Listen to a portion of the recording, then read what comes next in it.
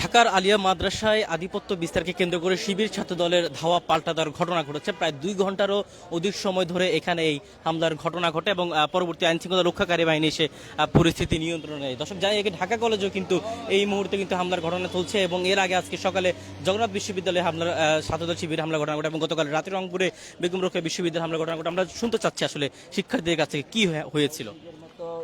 ওই আওয়ামী লীগের মতো হচ্ছে যে পতিতালয় বানাবে, ওদের এই টেনশন নিয়ে ওরা আগাইছে। আপনি চিকিৎসা নিচ্ছেন না? আমি চিকিৎসা নিব হচ্ছে যে এখন হচ্ছে যে ঢাকা মেডিকেল ব্যাংক সকল জায়গায় সমস্যা হইতেছে। এখন এই সময় যাওয়াটা আরো রিস্কের ব্যাপার। ধন্যবাদ। নাম কি? দর্শক শুনছিলাম একজন শিবিরের আহত শিক্ষার্থী, তিনি আসলে মুখে আঘাত পেয়েছেন এবং তিনি আসলে বলছিলেন যে তিনি আঘাত পেয়েছেন এবং তিনি দ্রুত চিকিৎসা নেবেন। এবং দেখতে পাচ্ছেন এই সড়কে আসলে দেখা চলে কিভাবে ইট পাটকেল নিক্ষেপের ঘটনা ঘটেছে। মূলত আধিপত্য বিস্তারকে কেন্দ্র করে শিবির ছাত্র দলের দুপক্ষের মধ্যে ধাওয়া পাল্টা দেওয়ার ঘটনা ঘটে এবং আইনশৃঙ্খলা রক্ষাকারী বাহিনীর সদস্যরা কিন্তু এই মুহূর্তে কিন্তু এখানে অবস্থান করছেন। পাশাপাশি শিবিরের যে নেতাকর্মী যারা রয়েছেন তারা এবং লাঠিসোঁটা নিয়ে কিন্তু এখানে অবস্থান করছে। দর্শক আমরা এই মুহূর্তে রয়েছি ঢাকার আলিয়া মাদ্রাসার সামনে, সেই সড়কটিতে যে সড়কটিতে আসলে কিছুক্ষণ আগেও বেশ ধাওয়া পাল্টা দেওয়ার ঘটনা ঘটে। মূলত আধিপত্যর বিস্তারকে কেন্দ্র করে কিন্তু এই ঘটনা ঘটেছে। দর্শক গ্লোবাল টেলিভিশন থেকে আমরা সরাসরি সংযুক্ত রয়েছি। এর আগে গতকাল রাতে আসলে রংপুরের বেগম রোকেয়া বিশ্ববিদ্যালয়ে আমরা দেখেছিলাম যে শিবির ছাত্র দলের মধ্যে ধাওয়া পাল্টা দেওয়ার ঘটনা ঘটেছে এবং ব্যাপক পরিমাণে বেশ কয়েকজন আহত হয়েছেন। আজকেও আসলে এই আলিয়া মাদ্রাসার এখানে আসলে বেশ কয়েকজন শিক্ষার্থী আহত হয়েছে এবং দুপক্ষেরই শিক্ষার্থীরা আহত হয়েছেন।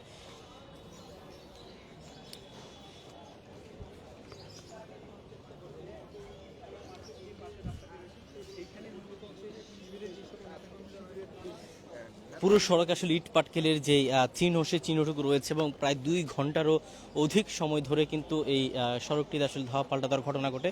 মূলত আধিপত্য বিস্তারকে কেন্দ্র করেই এই ঘটনা এবং এখন পর্যন্ত কিন্তু এই ঘটনাকে কেন্দ্র করে আইনশৃঙ্খলা রক্ষাকারী বাহিনী কোনো বক্তব্য দেননি এবং আমরা কথা বলেছিলাম বিভিন্ন শিক্ষার্থীদের সাথে। তারা বলেছিলেন যে মাদক দ্রব্য বেচা বিক্রিকে কেন্দ্র করে কিন্তু ছাত্রদল হামলা করেছে এবং এই ক্ষেত্রে এখনও ছাত্রদলের কোনো আনুষ্ঠানিক বক্তব্য পাওয়া যায়নি এবং আমরা দেখছিলাম দুপক্ষের অর্থাৎ দু দলের শিবির এবং ছাত্র দলেরই বেশ কিছু নেতাকর্মী কিন্তু আহত হয়েছেন এবং পুরো সড়কটি আসলে দেখতে পাচ্ছেন যে ইট পাটকেল যেভাবে নিক্ষেপ করা হচ্ছে সেই ইট পাটকেলের নিক্ষেপের চিত্রটুকু কিন্তু এখানে উদীয়মান রয়েছে এবং আমরা দেখতে পাচ্ছি শিক্ষার্থীরা কিন্তু এখনও কিন্তু এখানে অবস্থান করছে এবং লাঠিসোঁটা নিয়ে তাদের যে অবস্থান সেটি আমরা সরাসরি দেখতে পাচ্ছি।